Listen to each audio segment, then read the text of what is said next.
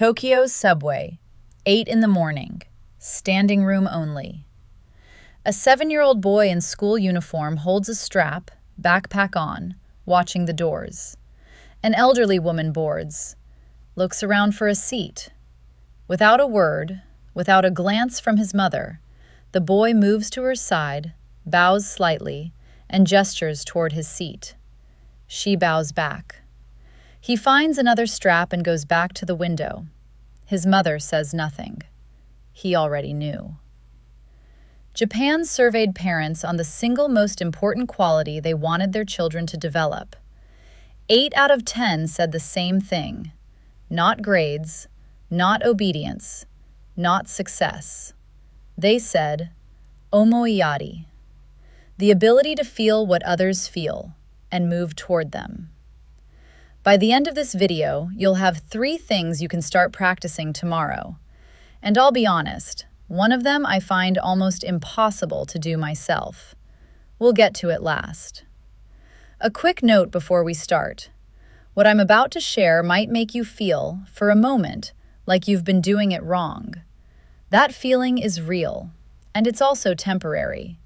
Because once you see the path forward, it's actually simpler than anything you've been trying. I know what you might be thinking. Children can't learn empathy from watching. They're too young, too self-absorbed.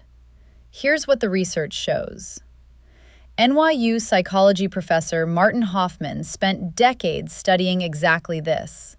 His conclusion? Children don't become considerate because they're punished when they aren't. They become considerate because someone helped them feel what their behavior did to another person. Children are already watching.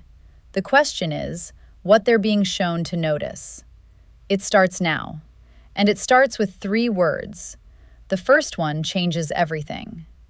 The first word is omoiyari, written in Japanese with 2 elements pressed together. Omo, which combines ten, a rice field, grounded earth, with shin, which means heart and mind. The image is a heart rooted in the ground, feeling that grows from the earth up. Then yari, from the verb yaru, to give, to extend, to send toward another. The full meaning: to send your heart toward another person. Not passive empathy, active reaching. Care that arrives before you know you need it. Here's the philosophy that makes this different. In Japan, omoiyari is not something a child expresses. It's something a child develops, the way a skill develops, through naming and practice and years of watching. Japanese report cards assess it. Primary school curricula ask, "What is omoiyari? What is the best thing to do?" A Japanese mother who sees her child ignore someone in need says quietly, "Omoiyari wa? Where is your consideration?" No punishment. She names the absent quality. Now think about how we respond when our child ignores someone in need. We tell them to say sorry. We punish them for being rude. We demand eye contact and call it respect. We fix the incident without touching the instinct underneath it. That's because we're treating the symptom and leaving the cause entirely untouched. Japanese parents do the opposite. They don't teach children what to do. They teach children how to see. A child who has learned to see the people around them doesn't need to be told to be respectful. They can't help it. And it comes down to one question Japanese parents ask that most Western parents never think to. Not did they behave, but did they feel? Now, let's go back to that moment on the train. The mother's eyes, soft, saying nothing. She didn't prompt him. She didn't praise him when he sat back down. Why? Because she was practicing something called Kata, written with a single character, shata, that depicts a mold. A hollow container that gives permanent shape to whatever is poured into it. The form that is practiced until the outside becomes the inside. The container that becomes the content. For 7 years, that mother bowed. She held doors. She gave her seat. Every day in front of this child, without explanation and without praise when he began to mirror her. That is kata. She was the mold. He was what was poured into it. Here's what happens developmentally when parents practice this consistently. The repeated form becomes internal identity. A child who bows does not perform respect. They feel the connection that bowing creates. Developmental psychologists call this embodied moral formation. Behavior precedes belief. The habit shapes the person, not the other way around. Research at Ohio State University found that children of parents who focused on how their behavior made others feel were significantly more empathic, and more empathic children were consistently more pro-social. The mechanism is not instruction, it is attention. So tomorrow, choose one small act of visible consideration. Bow to the cashier. Hold the door. Pick up something dropped, even when you're in a hurry. Do it every day. Say nothing. Watch what shape your child takes. Here's where Western assumptions about Japanese parenting usually break down.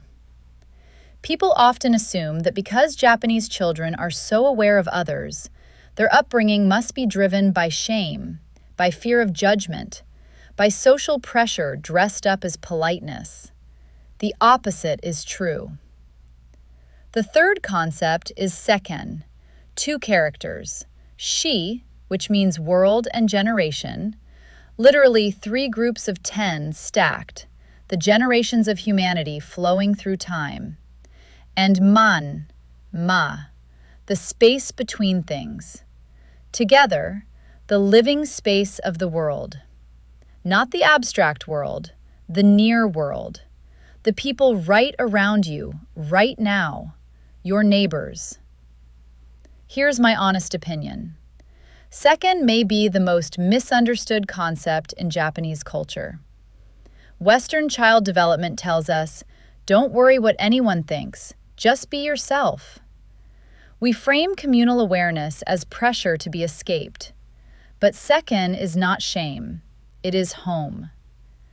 A child who feels Seken doesn't fear the people on the train. They feel connected to them.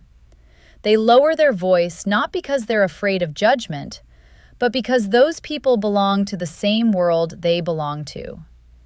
Seken turns strangers into neighbors, and neighbors into responsibility that feels, in the bones, like love. Every tourist who has walked through Japan has felt Seken's work. The streets nobody litters, the trains nobody dirties, the shared spaces that feel cared for by someone who will never be thanked for it. That is what happens when children are raised to feel that the world around them is theirs, and therefore, their responsibility. Now, the one concept I told you I find almost impossible. It's kata, the patience to model without praise. Western instinct wants to see respect appear, and then name it loudly, reward it, celebrate it. Kata says, keep doing the practice, in silence, for years, without acknowledgement. When the behavior finally appears, say nothing. The mold is working. Don't interrupt it.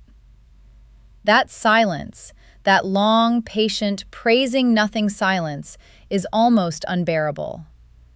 But that discomfort is the point. The shape is being set. Now, I want to be honest, because this matters. Japanese children grow up inside a culture where Omoiyari is institutionalized. In schools, in curricula, in the daily practice of soji, where every child cleans their own classroom alongside their teacher. That collective reinforcement is real, and we can't recreate it entirely at home. I'm not asking us to go Japanese. I'm asking us to take the principle. And one practice available to every parent starts tomorrow. So here's your practical takeaway. Don't try to teach your child consideration. Don't explain it. Don't demand it. Instead, choose one small act of Omoiyari that you will perform every single day in front of your child for 3 weeks. Bow to the cashier. Hold the door. Pick up what someone dropped, especially when you're in a hurry. Do it every day, without pressure, without reward. Just repetition, just expectation, just trust. Because in Japanese philosophy, the form creates the feeling. The mold shapes what is poured into it. You are the mold. In 3 weeks, look at your child's hands. Look at what they reach for without being asked. See whose shape they've taken. Give it 3 weeks. Watch who your child starts to become. Omoiyari, the heart sent outward. Kata, the mold that becomes the person. Seken, the world as home. These aren't Japanese secrets. They're human truths, and they're available to every parent, starting today. Western parents teach children to say the right thing. Japanese parents raise children who feel the right thing. The difference isn't discipline, it's omoiyari. If this video gave you something to think about, share it with another parent who needs to hear it. And if you want more on childhood character development, the research most parenting books never mention, subscribe. There's a lot more coming. See you in the next one.